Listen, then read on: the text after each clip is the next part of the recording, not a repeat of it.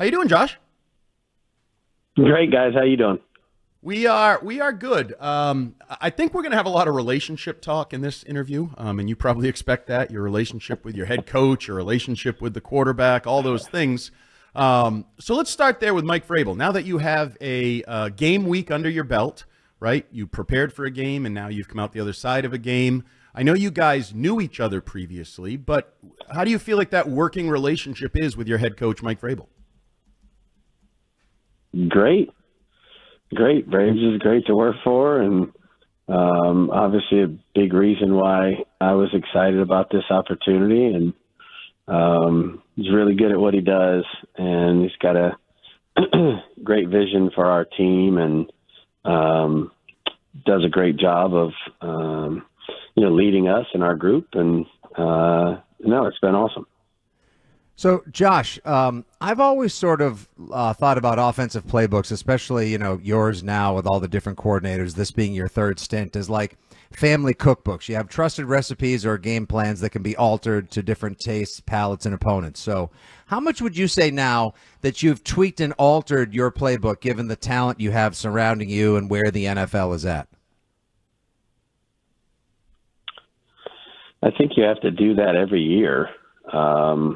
I'm not sure that, really there's no two years that are identical in terms of who you're coaching, who's playing quarterback, what you have at the skill positions, what the strengths and weaknesses of your offensive line are. Do you have a veteran team, young team, new players that are, getting familiar with your system and philosophy, et cetera. So, each year is different, and I think what you've done in the past is what you've done in the past, and really what matters now is what do we know how to do, what do we know how to do well, and how can we execute it to the best of our ability on each successive Sunday. And that's what we're trying to do now, is just really build around the people that we have and try to maximize the skill sets of the players that are on our offense. Patriots offensive coordinator Josh McDaniels here on WEEI Afternoons on a Patriots Friday. Build around, when you say that, I think a lot of people look to the quarterback position, Drake Maye. You made some comments yesterday about not too much being on his plate and him being the right guy, and that stood out to me. Early in your relationship with Drake Maye, why do you say he's the right guy? He's just all the right things. He's a great person, great human being, really bright, high character, hard worker, team first guy, in early, stays late, cares about all the little things, wants to do anything and everything he can to improve and help the team win, does all the right things off the field. So there's just all those factors that go into that position. And, in order to be good at that position, there's so many things that you need to be proficient at, and Drake is on his way to becoming that in every way. So couldn't be more excited about him, what he does day to day, what he does to prepare, how he improves each day, learns from mistakes, and is a great teammate. So I think that obviously was clear with the way that his teammates voted him a captain here in his second year. Josh, looking back at last week's game, obviously a disappointing outcome. What would you say kept the offense really from being able to find the rhythm that I imagine, or continuity that I imagine that you had in mind? Things like, Raiders' familiarity with you, Chip Kelly being familiar with Travion coming out of Ohio State, Drake being a little too geeked up, the weather. What would you say were the main reasons why it just couldn't get going? I thought we had stretches where we were just fine. And then there's obviously overall, I think your consistency is what's going to determine how many good drives you can put together. And so I think that's what we're really focused on now, is trying to do more good things in a row to be able to stay on the field, stay ahead on the down and distance, stay out of long yardage, eliminate the penalties and those types of things that can certainly bog you down, and get each aspect of our offensive game going. So like I said, I think there was definitely stretches where we executed, but certainly not enough. And that's what we've been working hard this week to try to rectify and improve from last week's performance. Josh, one of the things that I think you referenced yesterday, Mike Vrabel referenced earlier in the week, was sort of the imbalance, the running game and the passing game.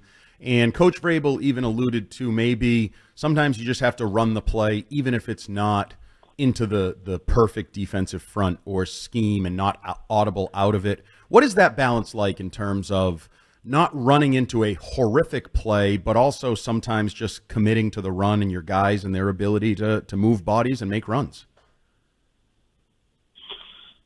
Yeah, I think there's certainly a balance of that, and in each game we would love to strike the perfect balance. And so I think I said yesterday that, there's always things that come out of games and say, you wish you did this or you wish you did that, and so we always try to do what we think is best for the team. And, and if that's, be heavier in the running game, throw it more, less, whatever, we'll try to certainly adjust and do the right thing. So, we'll obviously maintain balance as long as we can, and that's a perfect world. And if we can do that, certainly that would be advantageous. So, Josh, obviously you knew Steph Diggs as an opponent and probably heard and learned about things from him from your brother in Houston. What has he been like for you as far as building the offensive playbook, game plans, and as a veteran mentor for the offense in your receiver room? Steph's been fantastic. He brings, urgency and experience, obviously, and he's been a really good leader. He works his butt off in practice. He works his tail off to be prepared every day, and does extra to do so. So I think he's been a great example of, what it takes to be successful in this league for some of our young players. And certainly happy to have Steph here and a big part of what we're doing. One of the more efficient aspects of the offense on Sunday looked to be the rapport and the production between Drake Maye and Kayshon Boutte. I'm wondering, in your time here, A, what have you seen from Boutte as he's developed into an option in the passing game, and what have you seen from that relationship between the quarterback and the receiver? Yeah, Kayshon's really, I was semi-familiar with Kahan before I got here, and then, really over the spring and summer, getting to know him. Hard worker, really has put his head down and tried to improve in a lot of areas that Coach Downing had really kind of earmarked for him, and identified early in the year that he maybe make some progress. And to his credit, he's really done all those things. He's earned the opportunities he's getting. He always is ready to go. He's out there every day, really never misses anything, which has given him an opportunity to get, a lot of important reps with the quarterback in our offense. So, receivers and quarterbacks, there's no shortcut to the trust that they build in the passing game and the confidence that they have in one another, depending on what the situation is. And certainly it's there between Drake and Kayshon. And I'm really excited, to watch Kayshon continue to grow. Proud of what he's done so far, and looking forward to him continuing that this year. Looking forward to this Sunday, Josh. You got a bit of a unique situation with your primary defensive coordinator, Terrell Williams, out. So what kind of a resource can and will you be to Zach Kerr, the linebackers coach, stepping in as defensive coordinator? Will he pick your brain a little bit more? Are there things you're familiar with that you might be able to help him out with just to build a better defensive game plan? First of all, I said, thoughts and, prayers with T. He's such an awesome guy and a great coach, and have enjoyed my time with him here, and look forward to seeing him, when I see him here soon enough. And I'll do whatever anybody, needs from me. I certainly have my own set of things that I need to make sure that we're on top of on our side of the ball. But if anybody asks anything of me or I could be of help in any way, obviously I would. I have great great trust and confidence in every guy that's on our staff. We have a great staff of men and great people and really good football guys that know exactly what they're doing. So I'm sure they'll pick up where they're at now and do a great job, I'm sure, going forward. Josh, I'm not usually a believer in like, oh, a certain place is a tough place to play or whatever. Like, oh, what happened 20 years ago matters. But I think it's pretty clear Miami's a tough place to play. For the Patriots, it's been a tough place to play dating back 50 years to the 80s in the Squish the Fish days. You've been in different roles with this team. And like, why do the Patriots struggle in Miami? What the hell goes on down there? You know what? Each year's a new year, and I've been down there many times, and some have been good, and some have not. And I'd start with the fact that it's a division opponent, and division games are always difficult. They seem to know you the best, you know them the best. So, that's part of the process that you go through each year with the three teams that are in your division, but. Whatever happens in the past, whatever's taken place, good or bad, it doesn't really have any impact on this week. And I'm looking forward to our team going down there and putting together a really good 4 quarters and helping us try to win the game. Good answer. You nailed it. And also we hear it's hot as hell, and they put you on the sideline with the sun beaming down on you. It sounds awful. It sounds brutal.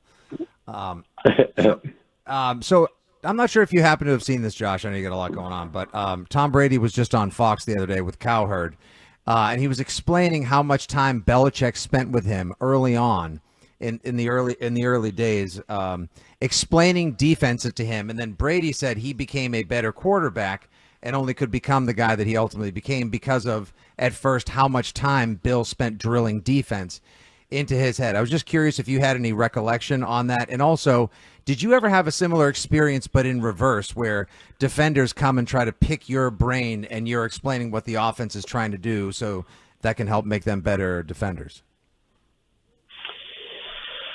My first 3 years, I was on the defensive staff, so I wasn't involved in those first couple of years with Tom, if and when Bill was going through those things. I know exactly what he's referencing and all that, but I was on the defensive side from 01 to 03, so I wasn't privy to any of those initial early meetings as it went on, and I moved over to the offensive side of the ball in 04.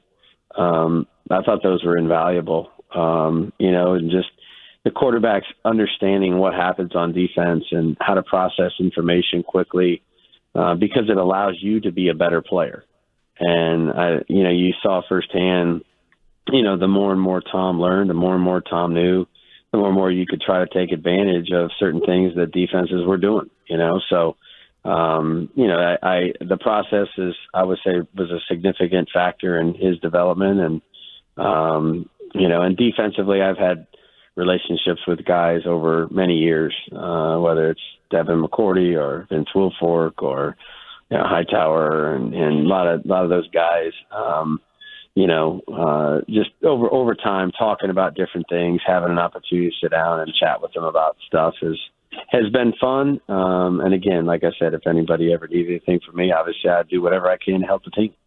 You mentioned 2001 when you were a young defensive assistant. Do you ever look back 24 years when you and I were meeting at the coffee machine at 6 a.m. and think, wow, quarter of a century from now, we'll be visor guys talking on a Patriots Friday, talking football. You ever see that coming? No, I did not. I enjoyed those days. I remember when we were both that young and doing that. And, it's fondly, I would say, fond memories and good times. And, that was fun to kind of start to grow up with you. How come you still look so young, and I'm starting to have a beard and gray hairs? And what's the secret? You shave your face and keep a hat on, and you take a year away from something that's stressful, and you find a little bit of an inner peace that you didn't know existed for a while. So I keep telling my wife, tell me when I start looking fat again, because I'm sure that those days are on their way. I'm sure they're on their way. All right, Josh. No any embarrassing Andy stories before we hit the road? Nope. None. I only have great memories of Andy Hart, and he's a class guy and a good friend. So I'm happy for all your success, buddy. Oh, damn! Appreciate that. We'll be clipping that and having the producers use that as often as possible. We're looking forward to these all year long. We'll be rotating through the coordinators, so every couple of weeks we'll talk to you. Good luck in Miami. Yep. Thanks, guys. I appreciate it. Thanks, Josh.